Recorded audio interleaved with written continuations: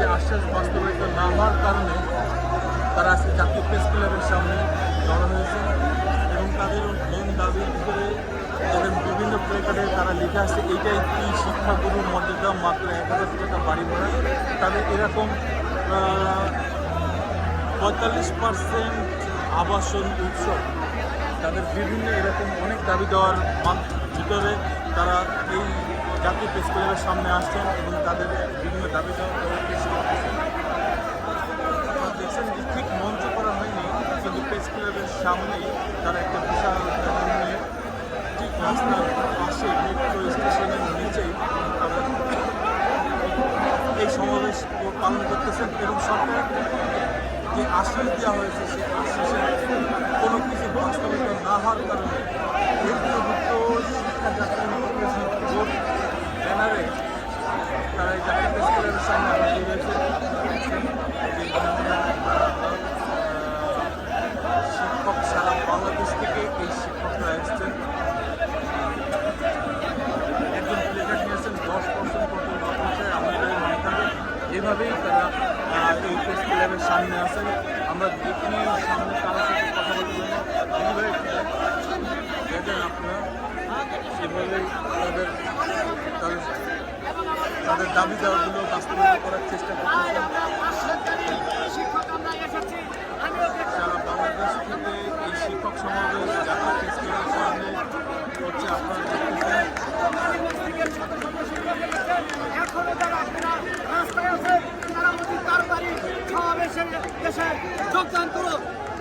আমি তো দেখছি আপনাদের প্রেস ক্লাবে হাজার হাজার শিক্ষক আপনারা মাদ্রাসা কারিগরি সবাই উপস্থিত হয়েছে।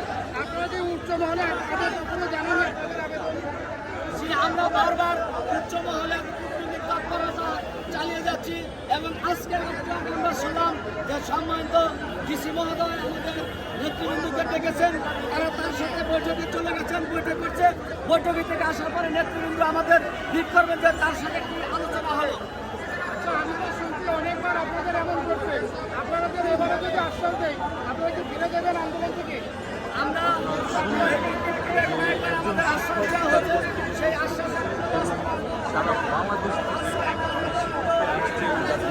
সামনে তাদের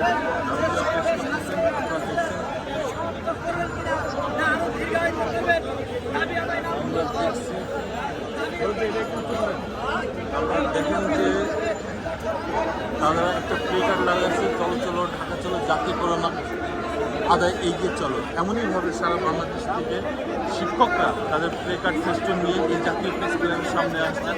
তাদের অনেকগুলো দাবির ভিতরে একটা দাবি আমরা শুনবো, বলবেন মুরব্বী আপনাদের কি কি দাবি একটু বলেন তো। আপনারা জানছেন যে এখানে সবাই কথা বলবে, কিন্তু ক্যামেরার সামনে কেউ কথা বলবে না, ঠিক আছে?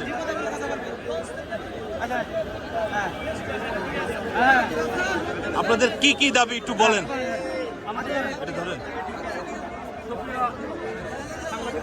বন্ধুরা আসসালামু আলাইকুম।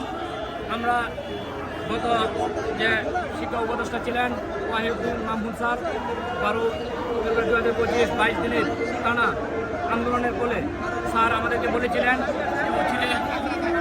সমস্যা সমাধান করা হবে এবং বৈষম্য আছে বাড়ি ভাড়া, চিকিৎসা ভাতা, শান্তি বিনোদন সহ সকল ভাতা আমাদের সাবেক শিক্ষা উপদেষ্টা ওয়াহিদুল মাহমুদ স্যার বলেছিলেন যে এটি নিরসন করা হবে, কিন্তু আমরা দেখতে পাচ্ছি এটার কোনো কাজ এখনো হয় নাই।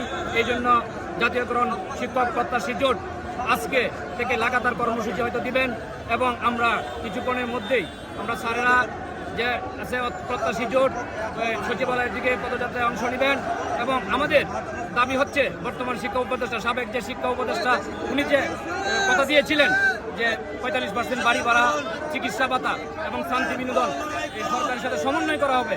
আমরা এই দাবি নিয়ে আসছি। সর্বোপরি আমাদের এক দফা দাবি হচ্ছে জাতীয়করণ। ধন্যবাদ।